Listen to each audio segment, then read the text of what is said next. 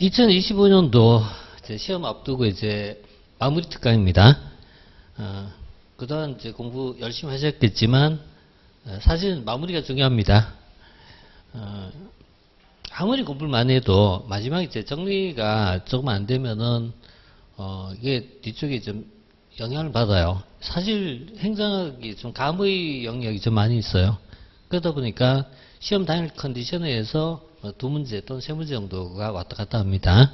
그래서 베스트 컨디션을 만드는 건 어려운 일이에요. 그렇지만은 기본적으로 평상시대로는 좀 해야 돼요. 그러니까 우리가 지금 여기서 다룬 부분은 완전히 새로운 내용을 뭐 다루겠다 이런 내용은 절대 아닙니다. 그러니까 여기 있는 내용은 기출 지문을 중심으로 봤어요. 그래서 이 내용을 가지고 전체적으로 우리 꼭 봐야 될 파트가 뭐냐라는 부분을 좀 정리한다 이런 의미로 좀 보도록 하시고, 그다음 자료는 제가 이제 작년도에는 이거 핵심 정리집 가지고 했거든요. 이걸 가지고 정리하니까 또 마지막에 또 이 재교재가 없는 분이 공부하실 때는 또 불편하셨어요. 그래서 이런 부분이 좀 있었고, 그래서 좀 이렇게 고민하다가 결국 이제 가장 시험의 근사치에 해당되는 부분을 보는 게 맞지 않나 이렇게 생각이 들었어요. 그래갖고 이제 기출 중심으로 일단 이제 지문을 좀 꾸려 나가도록 하고, 지금 360개 정도가 됩니다. 그러니까 360개면은 이제 우리 6시간 정도 수업이잖아요. 그러면은 한 개 지문당 1분 정도씩 배정할 거예요. 이렇게 돼갈 텐데, 그럼 굉장히 좀 빠르게 진행해야 되거든요. 그래서 중간중간에 좀 불편한 내용도 좀 커트하고, 꼭 봐야 될 파트만 좀 골라보겠다. 이렇게 이제 방향 잡고 하겠습니다. 이렇게 보시고, 참고하실 때는 뭐 각자 기출문제 가지고 계시면 좋고요. 아니면은 뭐, 저 책이 있으면 이거 보셔도 되고, 어느 거 보셔도 상관없어요. 보셔도 되는데, 지금 시점에는 제일 많이 봤던 책 보세요. 그게 뭐든지 간에. 그러니까 지금까지 눈에 익힌 책 보신 게 제일 좋다 이런 얘기예요. 이렇게 보시고, 그 다음에 여기는 이제 지문을 지금 한번 풀고, 다음에 한 번 더 풀고, 그리고 또 한 번 풀고, 이렇게 해서 한 3번 정도 풀면은 뭐 충분하지 않을까라고 생각합니다. 이렇게 얘기하면은 우리가 꼭 봐야 될 내용을 좀 정리할 수 있다. 이렇게 좀 생각하고 보도록 하겠습니다. 바로 이제 1편부터 좀 단원별로 가는데요.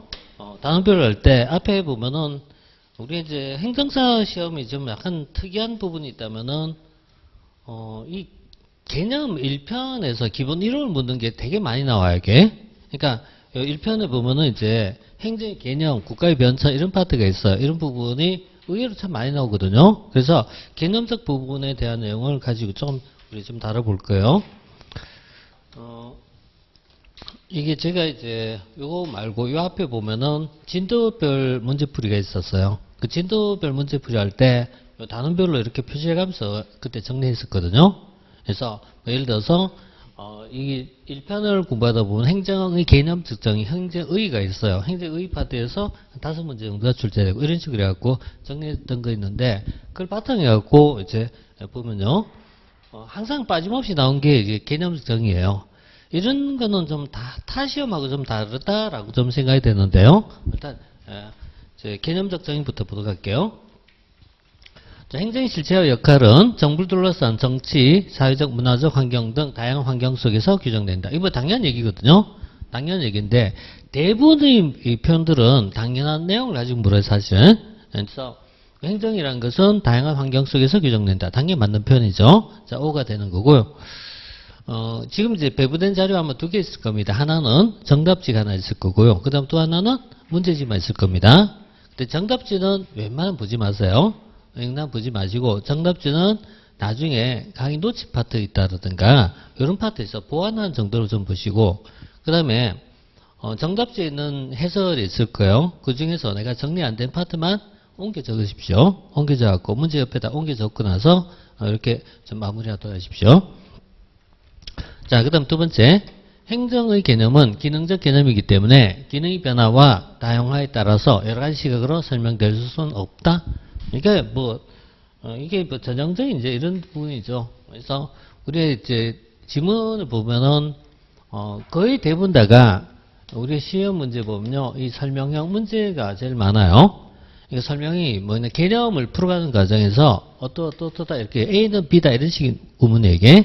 그래서 뭐 이런 구문을 얘기하다 보면 뭐 있다 없다 이런 식의 표현을 쓰거나, 그러니까 이런 거죠.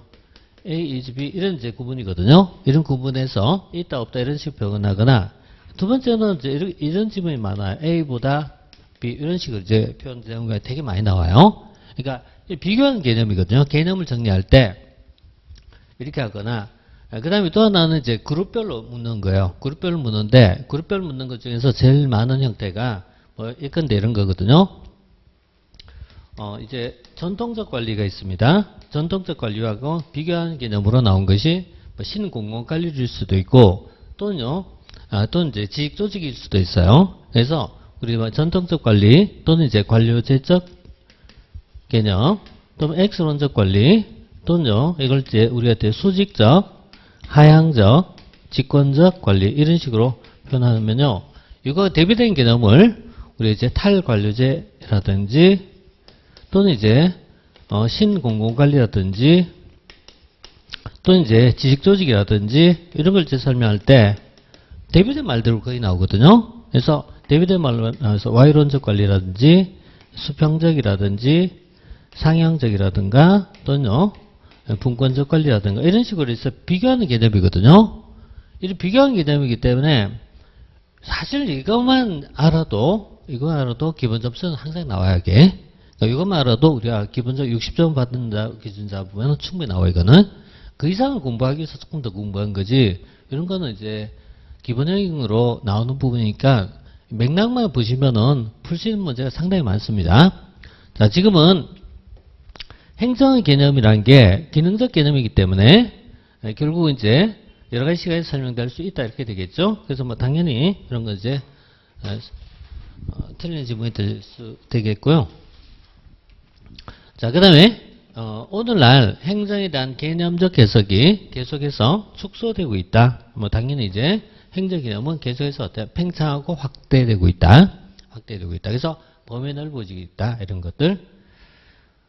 예를 들어서 초기엔 행정은 정치가 아니라 뭐죠? 관리다 이렇게 봅니다. 관리다 이렇게 보는데 최근에 어때요? 관리뿐만 아니라 정치도 포함된다. 이런 식으로 넓어지고 있다. 이런 의미죠. 그래서 시대에 따라서 개념은 확대되고 있다. 이렇게 볼 수가 있고요. 자, 그 다음에 행정은 공익을 지향하며 공공문제 해결이라는 공적 목적을 달성한다. 예, 당연한 얘기죠. 그래서 행정은 공익을 추구하고 있고 공공문제 해결을 추구하고 있다. 이렇게. 자, 그 다음에 오늘날 정부가 공공서비스 생산 및 공급을 독점한다. 그래서 오늘 와서 이 독점이라는 부분이 파괴되면서 공공서비스에 있어서 다양화로 이어지고 있다라고 봐요. 다양하고 있다. 이 뒤에 가서 이제 다시 한번 정리하겠지만요. 정부가 해야 될 역할이 뭐냐는 문제에 대해서 결국은 정부가 하는 역할은 크게 두 가지로 인식해요. 그러니까 행정이라는 것을 보통 이렇게 정의하죠. 행정이라는 것은요. 정부의 역할 또는 정부의 활동이다 이렇게 정의를 내려요. 이때 활동이라는 개념은 크게 나올 때 두 가지 의미로 보는 거죠. 첫 번째는 공공서비스를 공급하고 제공한 것에 있다. 그리고 두 번째는요. 규제적 역할을 하고 있다. 이렇게 봐요. 이렇게 보고 있는데 결국 이제 행정은 정부가 하는 역은 공공서비스 제공과 규제 이렇게 두 가지 개념을 쓸 때 이 중에서 공공서비스 가지고 우리가 다음 다시 풀어간 거죠. 그래서 이 공공서비스라는 것을 종전에는 누가 했다? 정부만이 제공하는 방식에서 이것을 정부만 해서 그 다음에 어때요? 이 다양화시키고 있죠. 이걸 보통 우리가 뭐냐? 민영화라고 부르죠. 민영화. 그래서 과거에는 공공서비스 제공을 정부만의 활동이다라는 관점에서 좀 더 어때요? 다양화되고 있다. 이걸 이렇게 쓰고 있죠. 독점성이 파괴되고 있다. 이렇게 독점성이 파괴되고 있다. 그래서 독점한다란 말 대신에 독점성이 파괴되고 있다. 이런 식으로 문장을 쓰고 있죠. 자, 그 다음에 행정에서 의사결정은 가치체계와 밀접한 관계를 맺고 있다. 행정의 의사결정이 가치체계와 관련성이 높다. 이렇게 되어 있어요. 당연한 얘기입니다. 이게. 그래서 행정은 오늘날 가치 판단적 기능을 많이 수행하고 있다. 이걸 이렇게 쓸 수 있어요. 행정의 의사결정은 정치적 성격이 강화되고 있다. 이렇게 봐요. 그래서 가치체계와 관계를 맺고 있다. 이렇게 써도 되고요. 또는요. 정책적 기능을 담당하고 있다. 이렇게 써도 되고요. 그래서 오늘 행정의 의사결정 가치체계적 개념 또는 정책적 개념을 더 많이 가지게 되었다라고 봅니다. 자, 그다음에 이제 국민의 권리를 제한하고 의무를 부과한 것은 행정의 본질과 거리가 멀다. 아까 잠깐 이제 봤지만요. 행정이 두 가지 기능이라고 얘기하면요. 첫 번째 뭐였다? 공공서비스 공급과 두 번째 규제거든요. 그럼 규제가 다시 뭐야 물으면요. 규제라는 것은 무엇이다? 자유를 제한하고 그 다음에 의무를 부과한 것이다. 이렇게 볼 수 있죠. 규제의 본질은 자유를 제한하고 의무를 부과하는 것이 있다. 또는 이걸 이제 다른 말로 쓰면 권리를 제한한다 이렇게 쓰기도 하죠. 권리를 제한하고 의무를 부과하는 데 있다 이렇게 쓰기도 하죠. 그래서 이걸 이제 법학에서 공부하시면 이걸 이제 우리가 법규적 개념을 보고 있죠. 법규라는 개념이 결국 자유 제한과 의무 부과에 있다 이렇게 볼 수 있죠. 그래서 이런 내용을 이제 일단 우리가 규제적 개념이라고 볼 수가 있어요. 자, 이렇게 보고요. 그 다음에 자, 행정국가는 정치행정 이론론 입장에서 설명할 수 있다.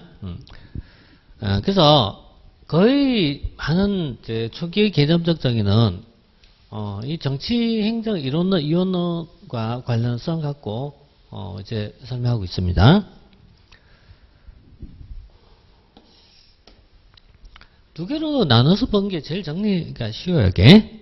그러니까 우리 국가론을 얘기할 때 국가론에서 자, 초기에 이제 우리 이제 근대 입법 국가적 상황이 있었고요. 그 다음에 현대 행정 국가적 상황. 그 다음에 이제 최근에 나와서 이제 신행정 국가의 모습. 대체로 이제 초기 행정 이론은 요 세 개에 속한 내용이죠. 세 개 하는 거고 하나 더 이제 분류하면은 이 신공공관리가 그 밖의 내용이거든요. 그러니까 일단 이제 근대 입법국가적 상황을 이제 설명해서 나온 것이 행정의 성립기입니다. 여기에 속한 것을 보통 어때요? 정치행정 이원론적 관점에 나오죠. 그러니까 그 앞에 이제 배경을 보통 언급한다면은 옆에 있는 배경은요. 역관주의 극복이라는 흐름하고 연결됩니다. 그러니까 근대 입법 국가가 나오는 이 시점에서 행정 이제 출발점에 해당된 것이 나와요. 그 행정 출발점 행정은 정치업부터 분리하자는 얘기예요. 그렇게 되는 가장 큰 이유는 무엇 때문이다? 역관주의 폐단에 대한 극복이죠. 그래서 역관주의 폐단을 극복하기 위해서 행정은 정치적 성격이 중요하다. 이렇게 보는 정치업부터 분리해야 된다라고 보는 시각. 이 정치행정 이원론적 관점. 여기다가 베버라는 사람이 얘기했던 관료제이론 그리고 플러스 해갖고요. 사기업에서 발달했던 과학적 권리론의 영향 이런 걸 우리가 모아서 우리 이제 소위 이제 전통적 행정이라고 부르게 되죠. 그래서 전통적 행정을 얘기할 때는 이제 보통 이 세 가지를 이제 어떤 종합적으로 봅니다. 그리고 이걸 이제 집행에서 나왔던 사람이 귤릭이죠. 그래서 귤릭이 행정관리설은 이걸 집행해서 나오기 때문에 어떤 형태든 간에 얘가 나오든 간에 무조건 이건 나오게 되어 있습니다. 그래서 귤릭이 이론 자체를 포스코프를 물을 수도 있어요. 귤릭이 얘기한 게 뭐야 라고 하면서 귤릭이 한 걸 이 최고 관리자의 기능이란 것과 자, 최고 관리자가 수행해야 될 기능을 7가지로 설명하고 있죠. 이게 이른바 포스트코브란 말을 쓰고 있고요. 그 다음 두 번째는 원리적 근법이죠. 그래서 원리적 근법. 자, 이런 내용이 이제 나오고요. 이게 이제 근대 입법국가적 상황이었고요. 근대 입법국가적 상황에서 현대행정 국가적 모습이 나온 과정에서 이 중간에 이제 중요한 역할을 한 것이 바로 이제 경제공황이라는 시장 실패죠. 그래서 이 시장 실패의 극복과 관련하여 현대 행정국가의 모습이 나오게 되었다. 그러면서 행정의 정책 성격을 강조하는 정치행정 이론론적 관점이 등장하게 되었고요. 그 다음에 이것을 우리 이제 통치기능설이라는 개념에서 설명하기도 하고 또 뭐 사회적 능률성을 가지고 설명하기도 하고 여러 가지로 쓰고 있습니다. 자, 이런 모습이었다면 신행정 국가의 모습이 나온 것은 대체로 1980년대 이후에 가장 큰 이유는요, 정부 실패 극복이죠. 그래서 정부 실패 극복을 위해서 나오게 되었다. 이 과정에서 소위 이제 작은 정부를 강조하는 신공공관리론적 관점이 등장하게 되었다. 뭐 이런 부분이 전체에서 초기 개념을 정리할 때 가장 많이 나오는 부분이죠. 그래서 행정국가라는 개념이 결국은 어디서 나온다?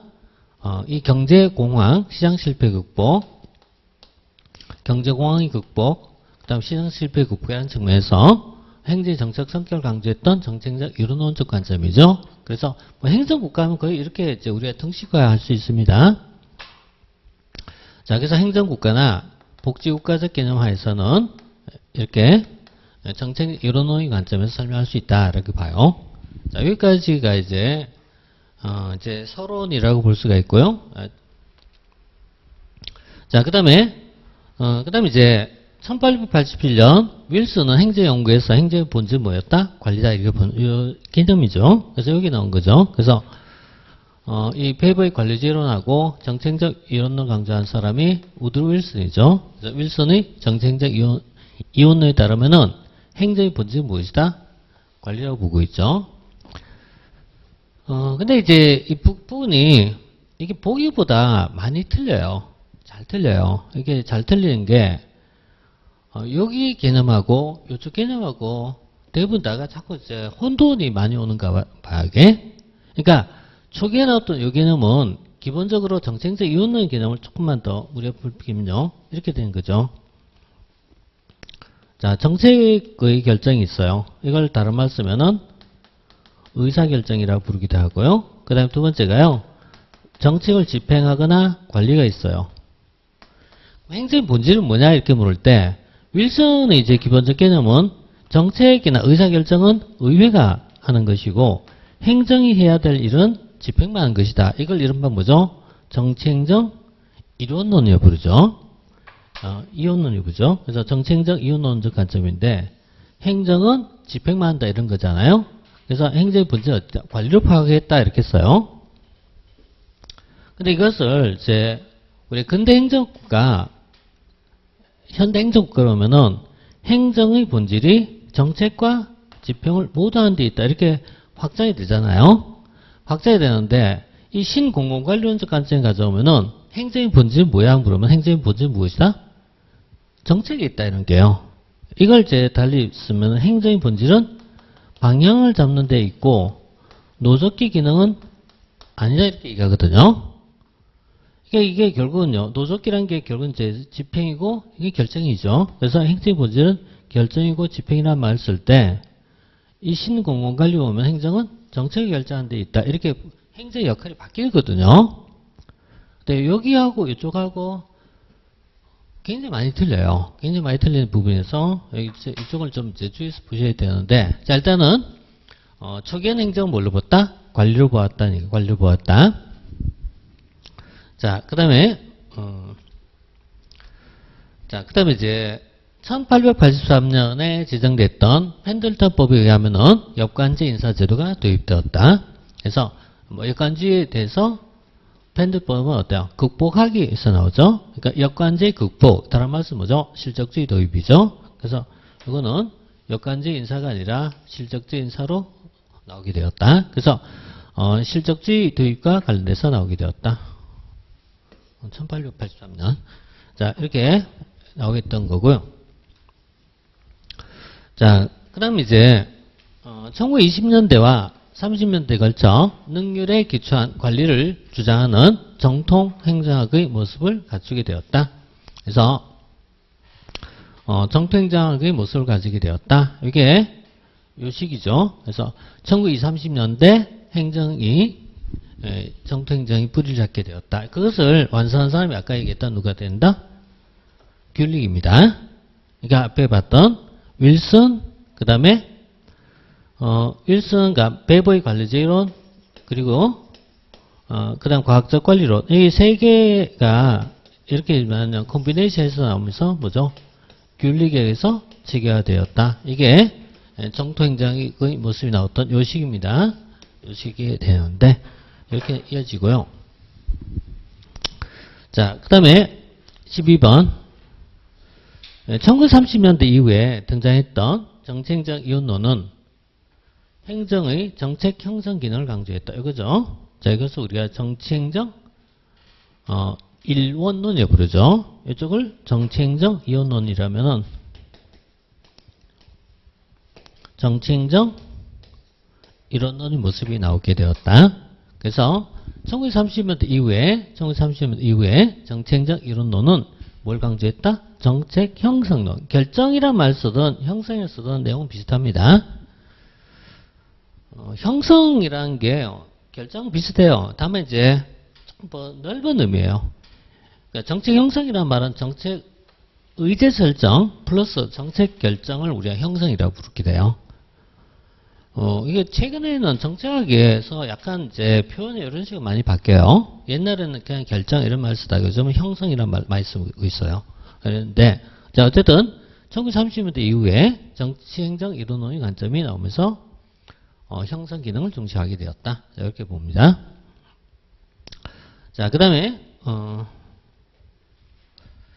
1940년대 이후에 행태주의는 행정의 과학화를 위해서 사실 판단적인 것만을 연구 대상 삼았다.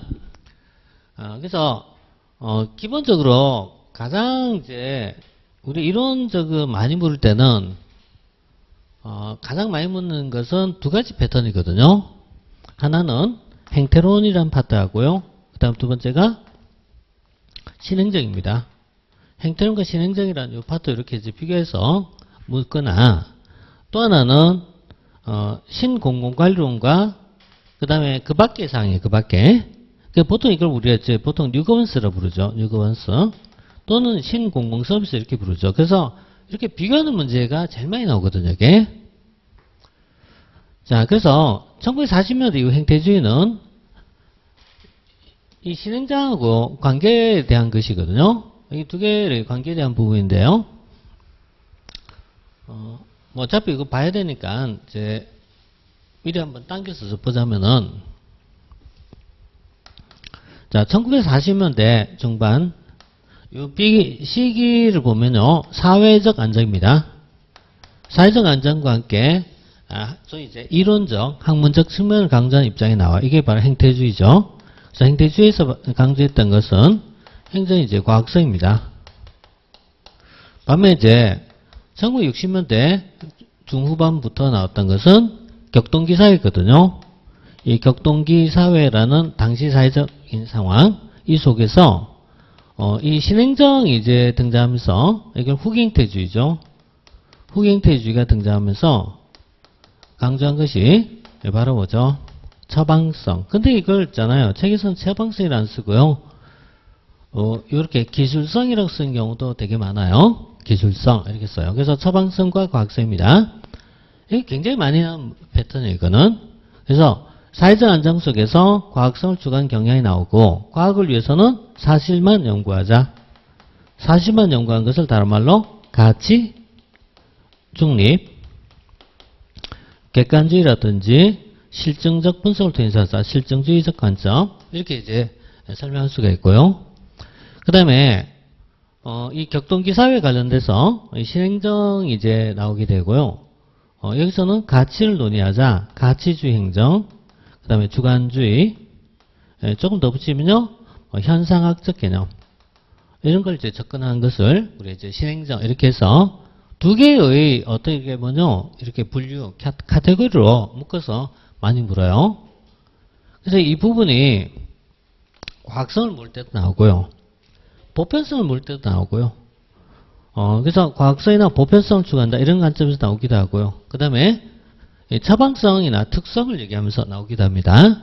어쨌든 이 두 가지 이렇게 비교한 개념인데, 자 1940년대 행태주의는 바로 이제 사실적 부분만 연구하자 이렇게 얘기했던 거죠. 그리고 당연히 맞습니다. 자 13번 맞고요. 그 다음에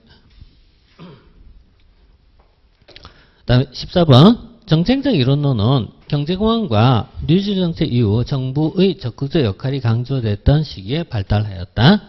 이것도 맞죠? 이것도 맞고 아까 이제 봤던 건 그러면 결국은요, 이제 정리할 때 관련된 파트를 그냥 쭉 묶어서 언급하는 게 제일 좋습니다. 그러니까 예를 들어서 이게 정책적 이혼하면 이게 어때요? 쭉 관련된 파트거든요. 그럼 다시잖아요. 정책적 예를 들어서 이론론 하면요, 관련된 파트 쭉 묶어서 보면 돼요. 그러니까 1930년대, 다음에 경제공황, 2차 세계대전, 사회적 문제의 증가, 행정의 정책결정 기능의 강조, 정책결정 또는 형성 기능을 강조. 이런 게 정책적 이론이죠. 그래서 이 경제공황 타파에서 뉴딜 정책, 그리고 여기서 나온 것이 큰 정부, 행정의 적극적 역할, 이런 것들이거든요. 뭐 이런 것이 이제 하나 있잖아요. 이렇게 범주로 묶어서 보시면 돼요. 그래서 말하자면 키워드의 정리라고 보시면 돼요. 키워드를 쭉 정리해갖고, 그래서 키워드를 정리해 나가는 과정이다, 이렇게 보시면 돼요. 자, 그 다음에 15번. 정책적 이론은 디모옥이나 애플비어에서 주장됐던 것으로서 정치와 행정은 불가분의 관계에 있으며 둘은 배타적 이라기보다는 서로 협조적 관계를 가지고 있다, 이렇게 씁니다.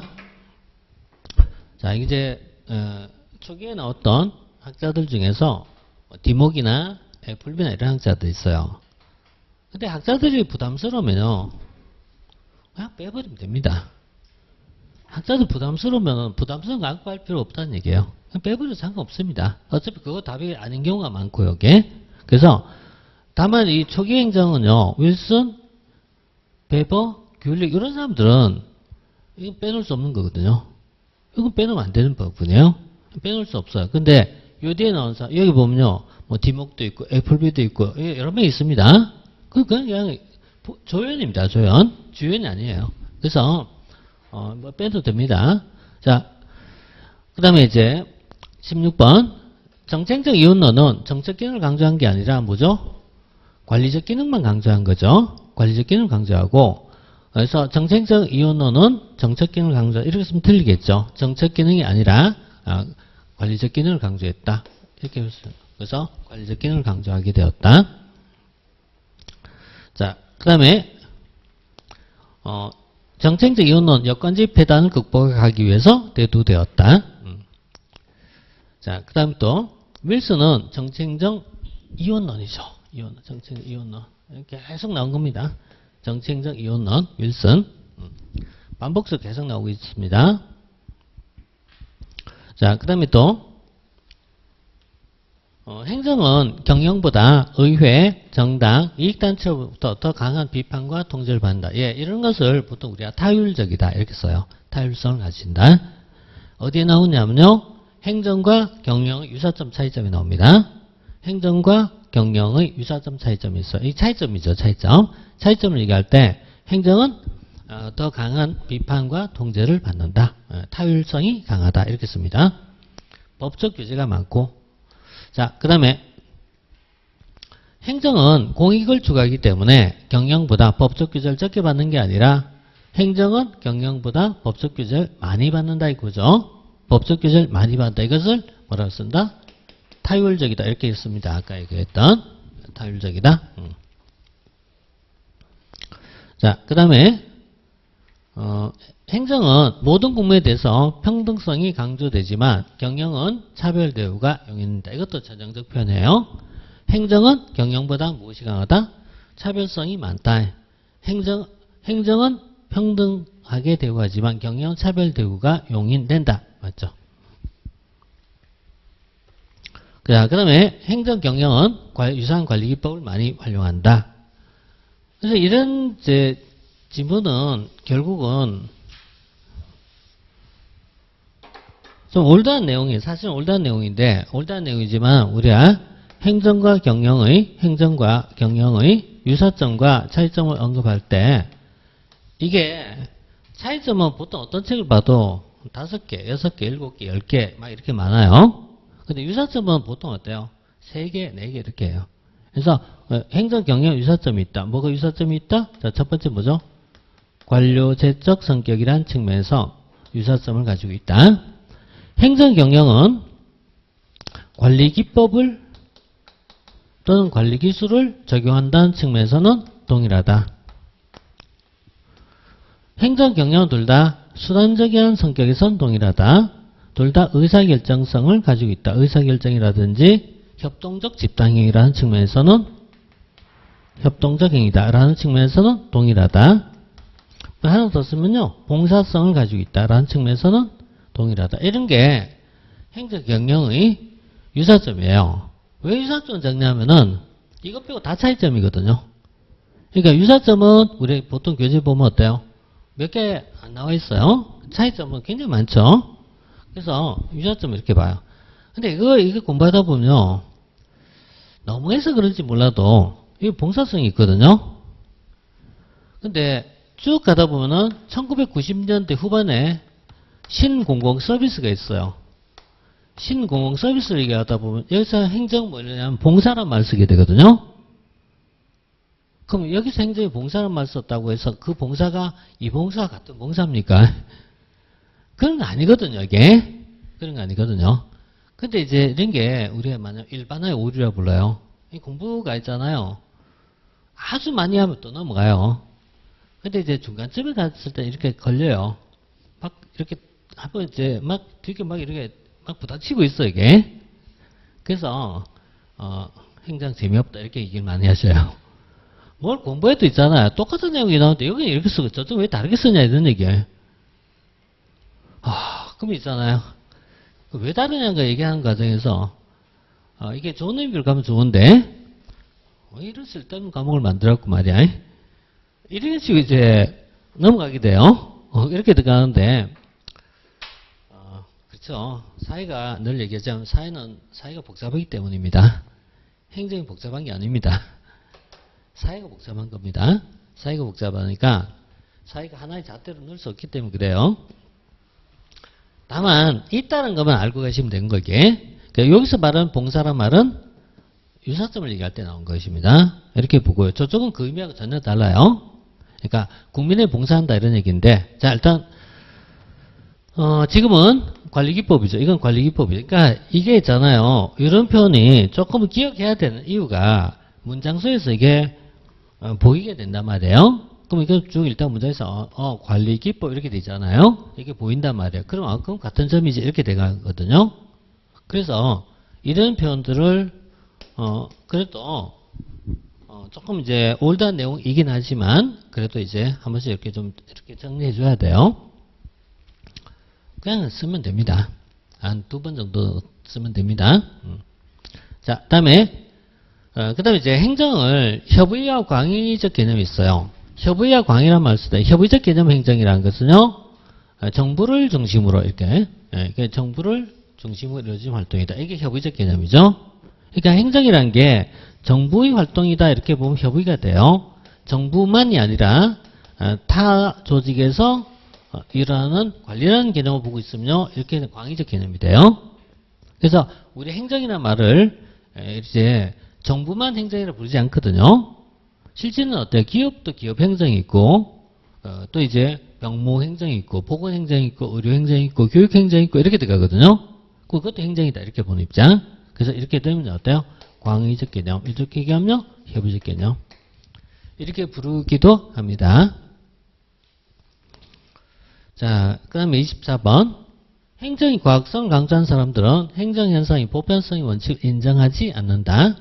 아까 잠깐 봤지만요.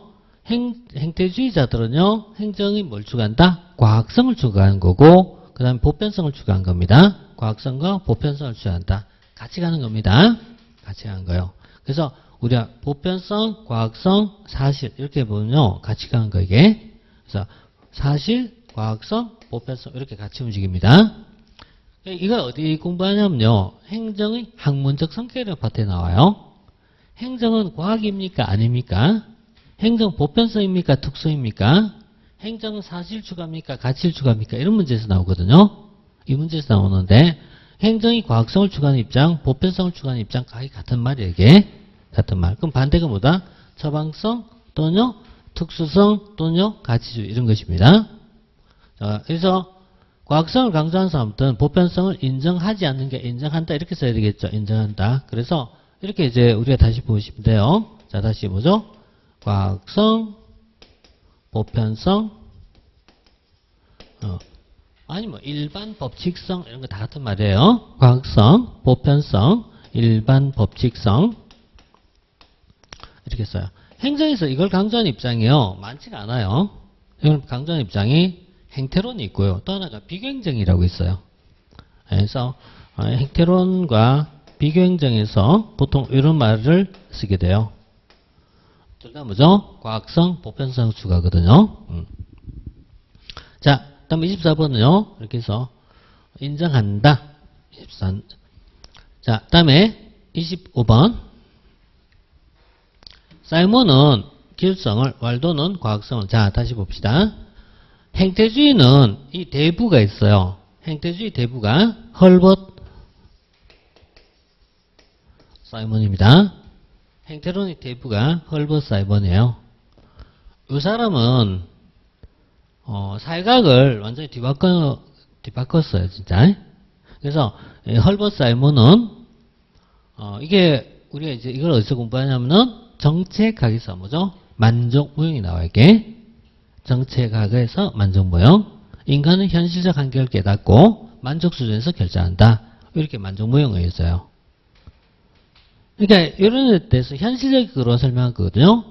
그 다음에 최근에는 이제 경제학에도 행동경제학으로 이어져요. 또 어쨌든 뭐 이렇게 다양하게 나오고 있고, 그 다음에 왈도는 신행정하고 연결된 사람이에요. 이쪽에 왈도 처방성.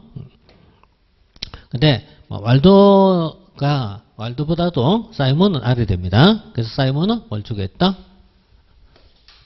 과학성을 추가하게 되었다. 추가한다. 이렇게 사이먼의 과학성. 왈도는 처방성. 처방성을 다른 말로 뭐로 쓰죠? 기술성. 기술성. 같은 말입니다. 그래서 25번은요. 이거 반대로 서로 반대로 이렇게 보시면 돼요.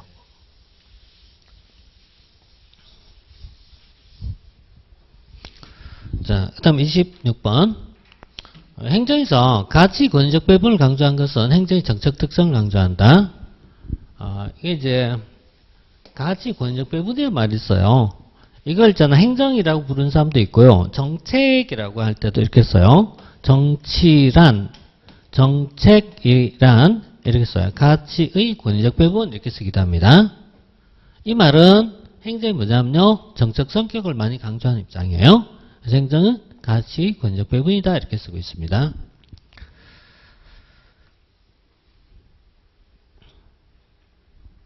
자, 그 다음에 이 포스트커브는 아까 잠깐 이쪽에서 잠깐 언급했었습니다. 포스트커브는 누가 얘기했던 것이다? 귤릭이. 그러니까 우리 이제 100년 전에 학자들을 다 할 필요는 없어요. 하지만 귤은 알아야 된다고 얘기합니다. 그러니까 귤릭이 얘기한 게 뭐였다? 아까 얘기했던요. 최고 관리자가 해야 될 역할을 포스트커브라고 불렀다 이거죠. 포스트커브 불렀다. 그 귤릭은 또 뭘 얘기했다? 귤릭 원리접근법을 강조하게 되었다. 그 귤릭은 원리접근법을 이제 강조하게 되었고요. 귤릭의 원리접근법, 원리주의자입니다. 귤릭 원리접근법은요, 나중에 이거 비판을 받아요. 누가 받을까요? 사이먼이 이걸 비판해요. 그리고 다음에 행태론자가 이걸 비판해요. 어쨌든 이제 귤릭은 그래서 이 행정관리서를 완성한 사람이라고 보면 돼요. 행정관리서를 완성한 사람이다. 행정관리서를 완성한 사람이다. 그래서 관리를 강조했던 사람이다. 이렇게 보면 돼요. 관리를 강조했다. 자, 그래서 이 귤릭의 포스트커브가 있었다. 자, 그 다음에 공유제는 경합성과 비배제성을 지니고 있다. 요 파트는 이제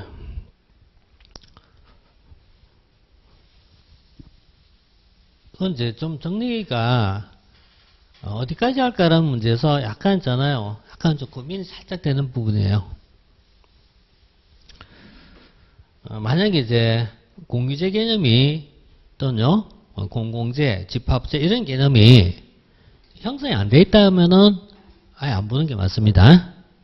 형성이 안 돼 있다. 근데 형성이 되는데 헷갈린다 이렇게 얘기하면 어때요? 정리한 게 맞아 이거는. 그러니까 우리 이제 행정이란 뭐냐 물을 때 행정이란 정부의 활동이죠.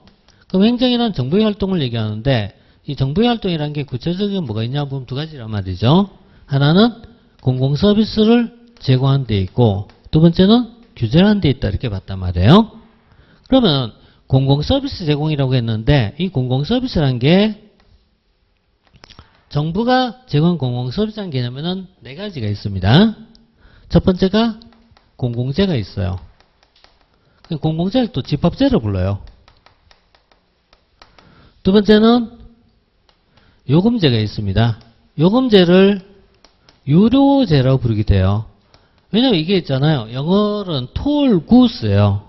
톨 구스인데 우리가 톨을 그냥 그대로 연산하시면 돼요. 고속도 톨게이트 연산하면 돼 그냥. 고속도 톨게이트 이거는. 고속도 톨게이트. 고속도로 요금입니다. 그래서 고속도로고요.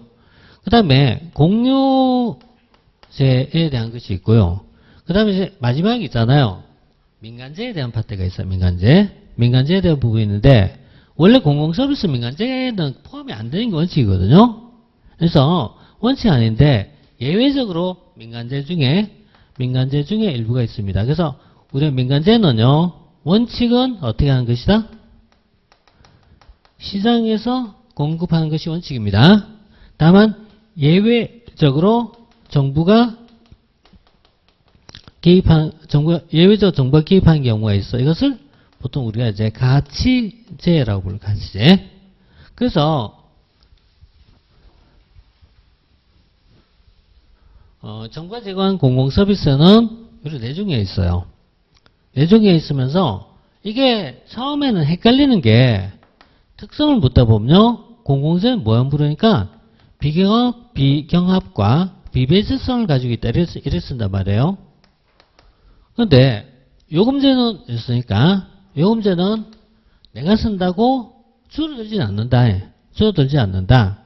그래서 비경합적인데 그런데 요금을 지불하지 않으면 어떻게 배제된다 이런 얘기거든요.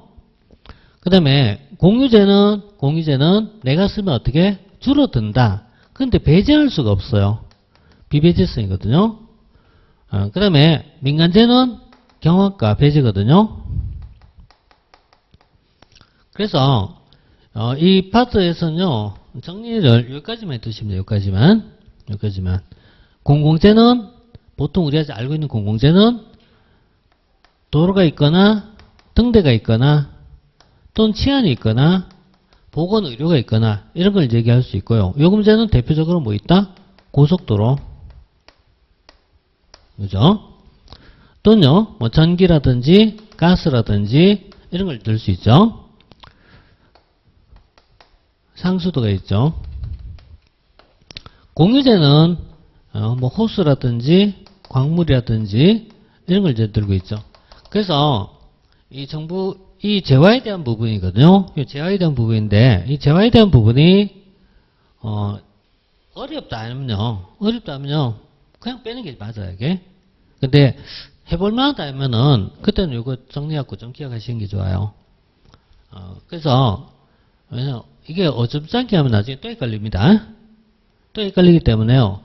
처음에는 이런 게 기초 개념이에요. 이게 기초 개념인데 나중에 두 개 중에 하나 선택해서 하나 꼭 집어서 기억하셨어요. 둘 다 하면 나중에 둘 다 헷갈리니까 두 개 중에 하나 잡아야 돼요. 그래서 요 문제는 돈 내는 것이다. 돈 내는 것이다. 돈 내는 것은 뭐라 부른다? 배제라고 불러요. 배제. 그러니까 이렇게 안 하고 우리 기본 수업 보면 이런 식으로 표로 나와서 정리하거든 보통. 표로 정리할 때 이렇게 정리해도 똑같습니다. 어쨌든 결과적으로는 시험장에서는 내가 표라든 뭐든 간에 뭐에서 들어가 있어야 되니까. 자, 공유제는 경합과 비배제성을 지니고 있다. 맞죠? 맞죠? 근데 맞다는 내용이 이제 공부가 많이 돼야 맞다는 거예요. 맞는지 아닌지도 헷갈리는 거야 자꾸. 자, 공유제 개념이고요.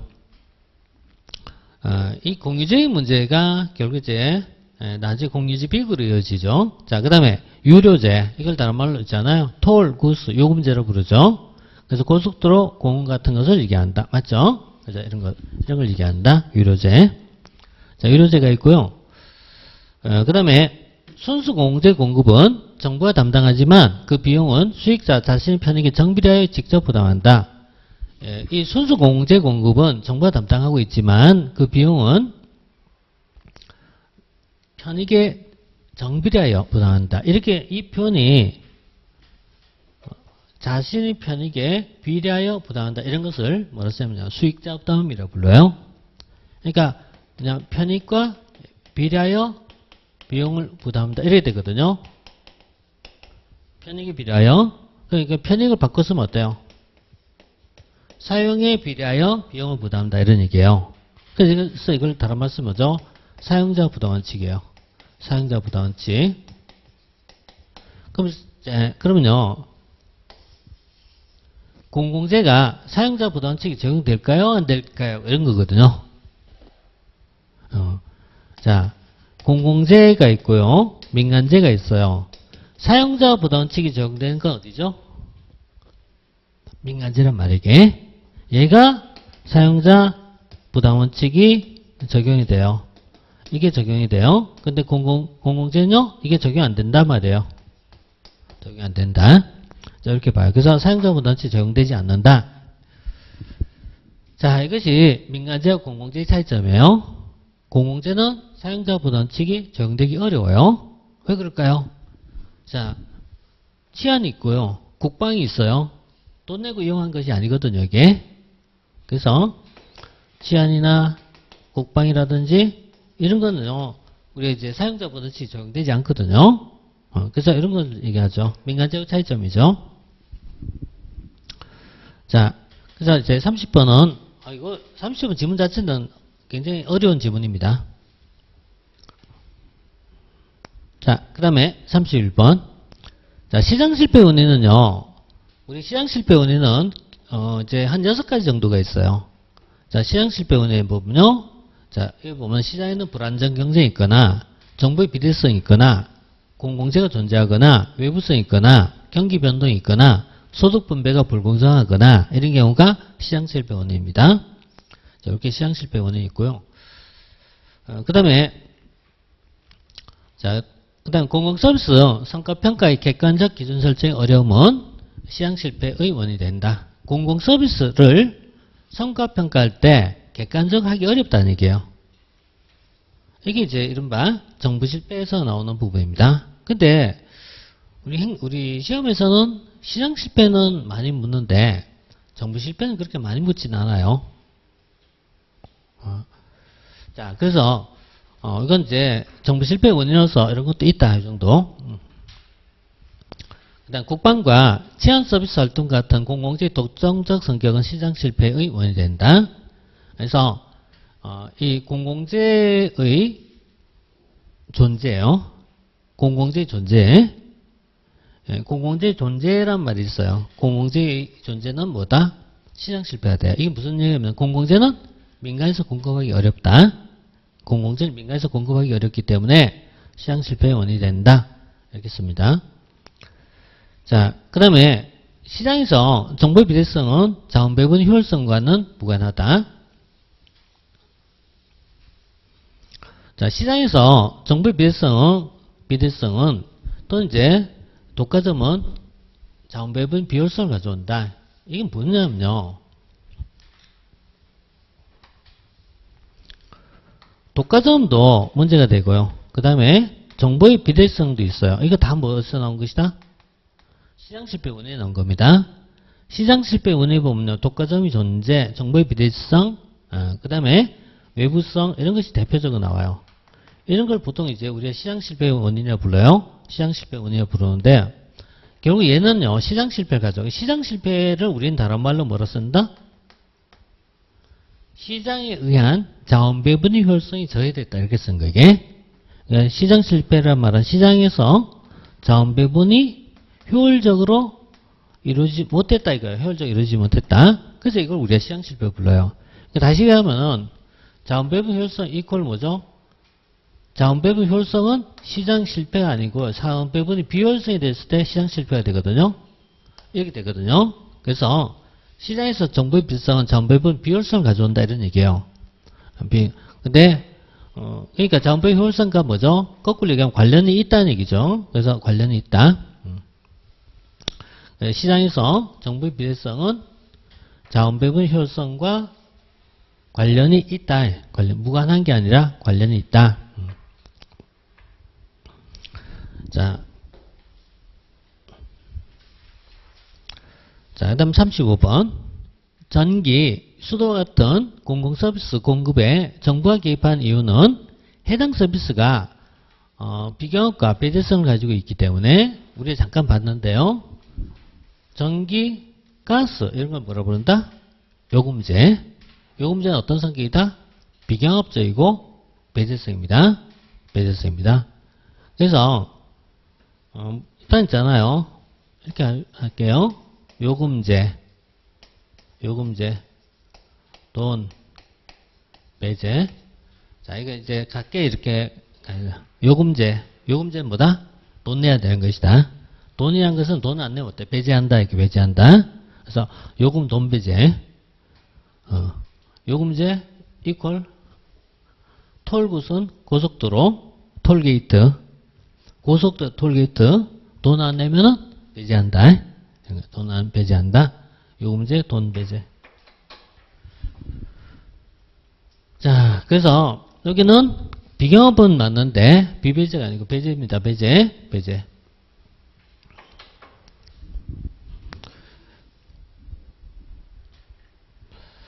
자, 그 다음에 이거 어디서 나온 얘기냐면요. 시장실패 원인입니다. 시장실패 원인을 보면은 독과점이 존재, 정보의 비대성, 외부성 여기 나와요. 외부성 여기 나오고요. 외부성은 두 가지가 있죠. 외부성은 긍정적 외부 효과가 있고 두 번째 부정적 외부 효과가 있죠.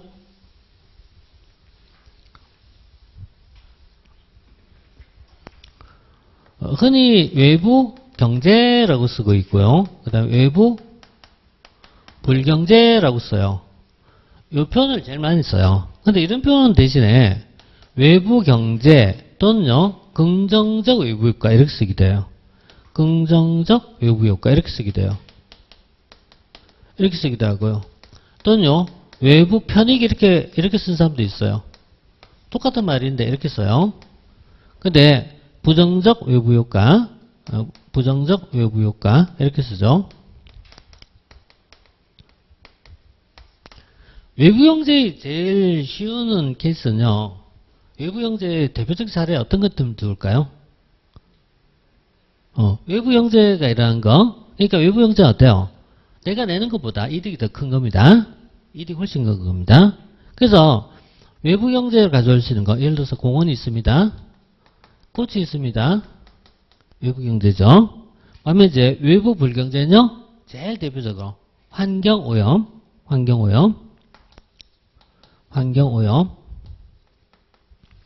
자, 공해, 자동차 배기가스, 소음 이런 것들. 그러면은 외부 경제는 많이 생산이 된다, 적게 생산이 된다. 외부 경제는 사회적으로 필요하지만 적게 된다. 이른바 과소 생산이 이루어진다. 반대로 얘는 무조건 어때? 많이 생산된다. 과다 생산이 된다. 과다 공급이 있게 된다. 이것이 우리가 알고 있는 시장 실패죠. 그래서 정부가 개입해야 된다 그러잖아요. 그러니까 외부 경제는 이 과소 공급이라는 문제가 있고 이건 과다 공급이 있다. 그래서 결국은 외부 경제일 때는요, 정부가 보조금을 지급하는 게 좋다. 보조금을 지급하는 게 좋고, 반대로 외부 불경제일 때 뭐 하죠?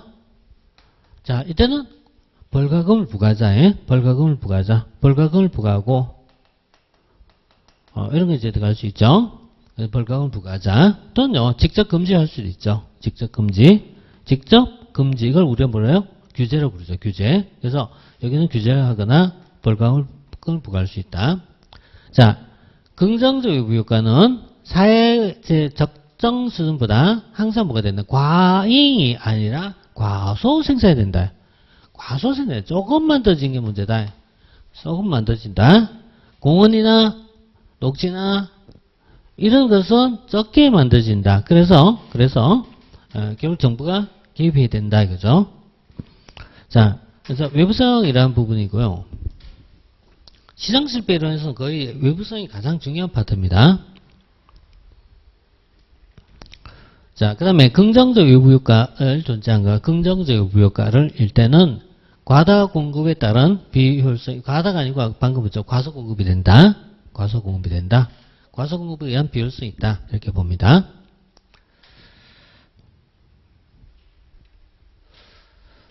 코드 정리레이가 이게 코드 정리가 나온 자체는 오래돼요, 사실. 오래됐는데 이게 이제 곽광을 받게 된 게 비교적 최근이라는 얘기지. 그래서 코드 정리는 이것 때문에 나옵니다. 환경 오염입니다. 환경 오염 문제를 어떻게 해결할까? 어떻게 할까에 대한 문제예요. 그래서 어떻게 할까? 그래서 코즈라는 사람이 얘기했던 코드 정리는 외부 불경제, 환경 오염에 대해서 어떻게 할까 할 때 정부가 개입하자는 얘기일까요? 개입하지 말자고 하자는 얘기일까요? 정부가 개입 없이 해결하자는 얘기예요. 정부가 개입 없이 해결하자. 이걸 우리는 당사 간 협상이라고 불러요.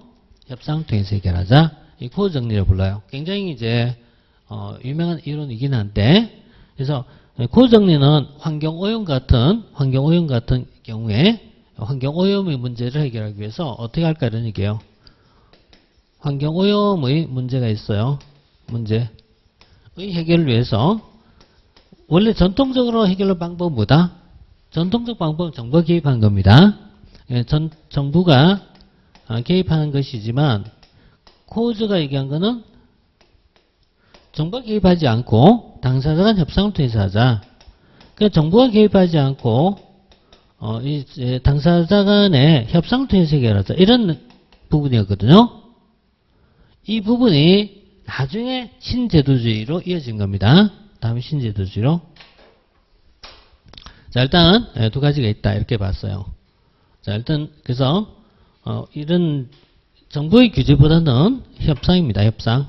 규제보다는 협상입니다. 규제. 정부의 개입이란 규제보다는 협상을 통해서 하자. 이겁니다. 자, 코드 정리였고요.